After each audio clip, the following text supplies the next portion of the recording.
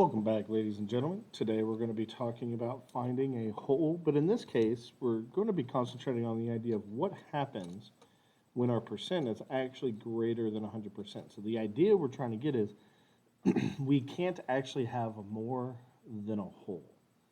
In reality, this is one post-it. The only way we can have more than 100% is to just simply have more post-its. So this is 100%, but so is this. But each post-it is a certain percent of the total number of post-its in this stack, whereas this is 100% of one post-it. Here in this stack, this top post-it is a certain percent of all post-its. So the only way to go to 150% is kind of one of two ways. In theory, we can always use whatever numbers appear, or if we're going to use it in practical, that means in the real world, we have to be able to understand if we have 24 post-its, how many would actually be 100%? In other words, if we have 24, how many of them came from one stack is what it's asking. Now, one way we could think about this, again, we could divide this into thirds because both 150 and 24 are divisible by 3. And kind of nicely, so we'll actually be able to figure this out. We get, there's a third, about a third, there's about a third. So visually it's not equal, but we're going to pretend that it is. So if I take 24 divided by 3, I get 8. And if I add 8 to itself, I would get 16. If I add another 8, I get 24. Then up here I can do the same thing. 150 divided by 3 is 50, so this is 50%. So that means 8 is actually 50% of our whole. Our whole is not 24. What we're looking for is the whole. So here, if I take 50% and add it to itself, I get 100%. And if I add 50% to that, I get 150. So really what we're saying is I have 24 post-its. There's 16 post-its in that stack, so I have more than one stack of post-its. All right, that's the idea of what's going on here and how we can actually go above 150% and what we would have to do to do this problem mentally. Now, to me, I find that more challenging than just having a formula.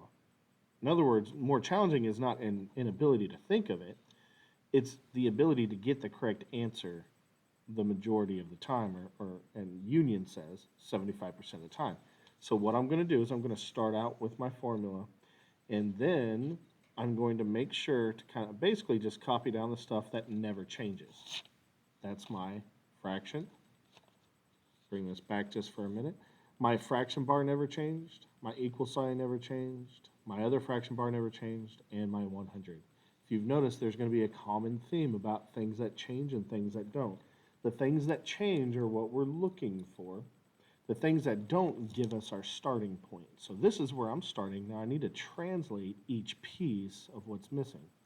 So as before, I like to start with my percent sign, and I find one here, so I'm going to circle it, and then that's the number attached to it. And according to my formula, that percent goes over the 100, so I'm going to take that 150 and put it over 100. That's my substitution part. Now what I'm going to do is the percent's done, pardon me, I'm going to move over to the is. Remember, I don't like using of because things switch, but is always you find the word is and you circle the number next to it.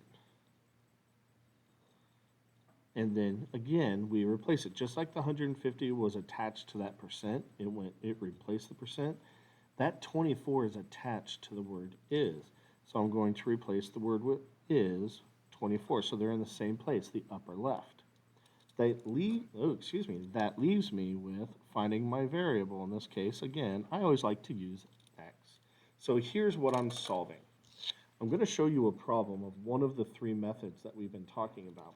And it happens because we went above 100%. We're looking for 150%. In other words, my numerator here is now greater than my denominator.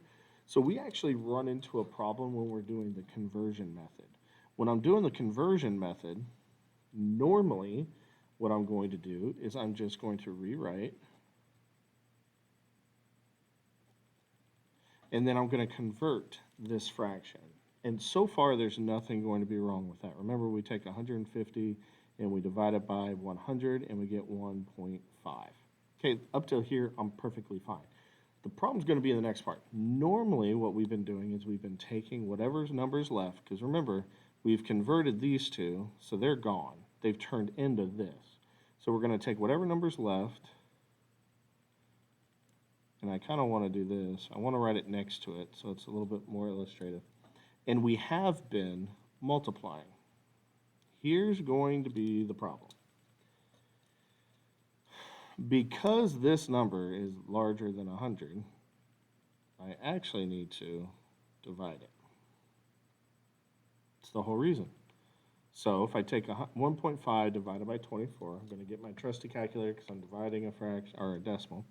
1.5 divided by 24, I get, I'm sorry, I switched that. My brain. I need to read this backwards. I knew there was something I was doing wrong. 24 divided by 1.5. And I get 16. So what that tells me, and I have to read it backwards and divide because I'm switching the operation I'm used to, and this is where this method gets a little bit more difficult. And that's why I don't like this one. I don't like the conversion method because there's times where you have to change things around. And you have to remember, that's just another rule. So that, again, is why I have what I call the calculator method or the SPIES method. This is the one I like if you're going to do a shortcut. Now, it doesn't mean you have to do it. It just means it's consistent. I'm still going to do the same thing I always have. 150 over 100. I'm going to make sure that matches, and it does. Okay. So here, I'm just going to find the numbers that are cross, not across. Across is like numerator to numerator. I'm looking for a numerator and a denominator across from each other that are numbers. This x and 150 I can't multiply to get a number, but 24 and 100 I can. I'm going to get 2400, right? I call it calculator because you never actually have to write anything down.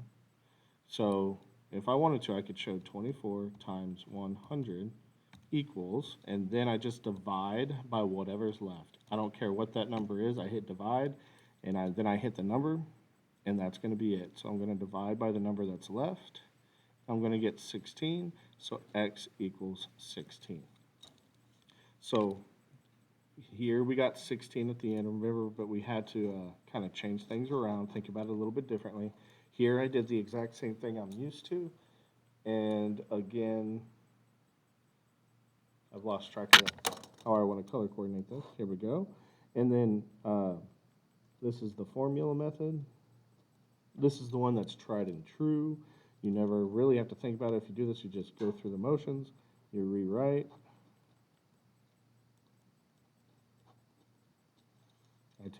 I cross multiply, that's 2400. I cross multiply, that's 150. I take whatever was between them and put them between here, 150x, and then I solve this. And when I take 2400 and divide it by 150, I'm going to get 16. These are going to cancel. And so I get 16 equals x, or x equals 16. And I get the same answer again. So I always recommend formula or a calculator method. If you're looking for another way, conversion does work, but not in this instance directly. You have to remember a new rule. So I don't usually recommend, which is why I don't always teach it, but it is still a good method, and it's pretty consistent. So you just have to remember an extra rule to make it absolutely consistent. If you have any questions, make sure you're emailing those to me tonight. Get them to me so I can get them included into tomorrow's lesson, or we can talk about it. And stay safe out there, guys. Until next time.